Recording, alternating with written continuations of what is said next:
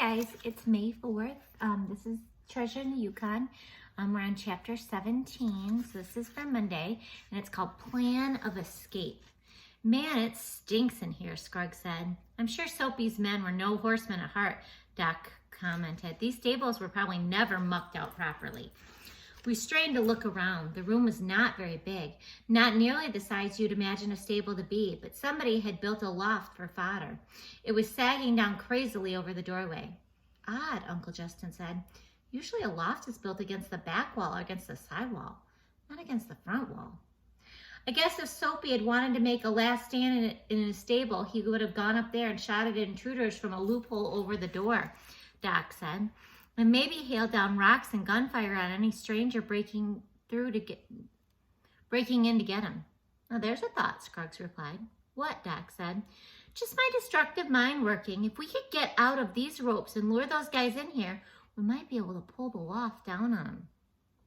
Sure, and if a beggar had $1 million, he wouldn't be poor, Uncle Justin added grimly. Wishing is always the best way to get out of a problem, right, Scruggs?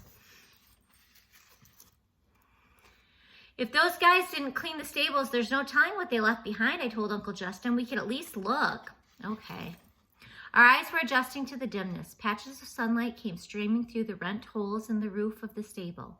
Moving together because of the ropes, we inspected the stalls and the narrow space used for tacking and supplies.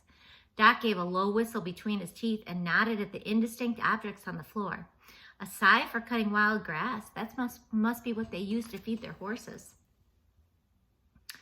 We had to struggle to get it up. The blade was dull, but not hopelessly dull. Justin, let's you and me brace it against the support beam, Doc said. Scruggs, try rubbing your ropes against the blade, but be careful.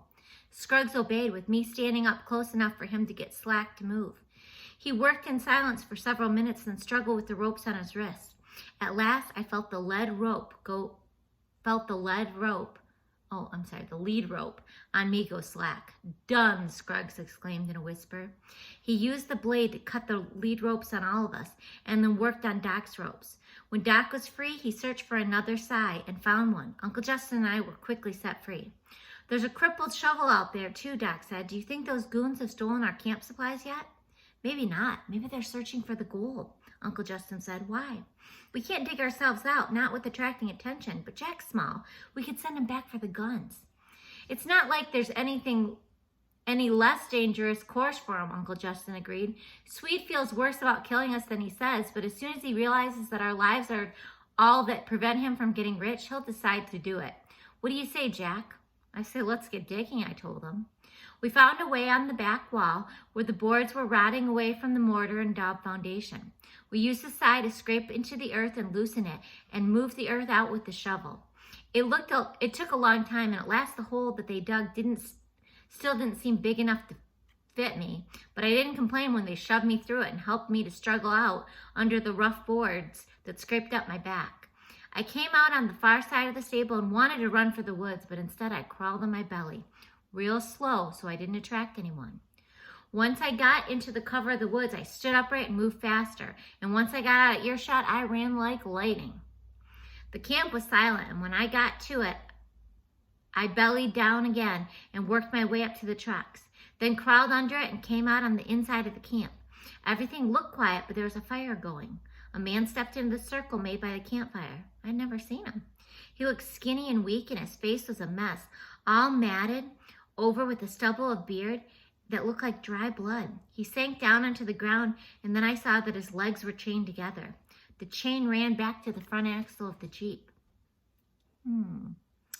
He was out of reach of the teepee of rifles, but he looked at them wistfully, and suddenly I knew who he was. Jimmy, I whispered. Jimmy Graybeaver. His head jerked up, and I wiggled and elbowed my way out from under the truck. You are the boy, he whispered. I thought they captured you. They did. Where are they? Looking for gold again. They're not worried about my escape. I'm too weak. They will kill us all come morning. Rufus Swede, was he Longtooth, I asked? Yes, friend. He carried the hunting knife, with his friends and enemies, and said it was his Longtooth, his fang. He fights very well and is known for it all up and down the saloons in the Yukon. We never heard anything about it, I told them. The man who held me captive said that you received my telegram, which I had sent right before I was kidnapped. Swede even stopped wearing the knife. He's a clever one. When he applied for the position of guide with the expedition, we had no idea he was the knife fighter Longtooth or a gold hunter. How'd you catch on, I asked. While I was asking, I was searching through our stuff. They had left some of our rifles behind, and I checked the magazine of one while Jimmy answered. I asked questions about the route and about Soapy Smith, and I discovered the others were interested in the treasure. I discovered that Rufus Swede was much in common with this notorious man Longtooth. Then I began to realize there were men on my trail, and I wired a warning to you. But they caught me, and then I discovered the reason they knew my moves so well was that Longtooth was Rufus Swede himself, the man your uncle and Doc Nelson and I had all come to like and trust. Where's the key to this thing? I asked, jingling the chain. Swede must have it. It is all right. You've come for the guns? Yes. I advise you to take the 2 rifles and no more. They will be hard enough for you to carry back to your friends.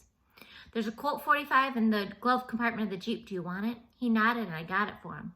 He hid it in his waistband behind his back. Seeing me and talking to me, it perked him up quite a bit. I took 2 rifles and got out of there pretty quickly. I felt a lot better knowing that Jimmy was alive. Maybe, just maybe, we could beat these guys at their own game. Okay, let's see. The code word for today is cranberry juice, because I'm drinking cranberry juice right now. Talk to you later. Bye.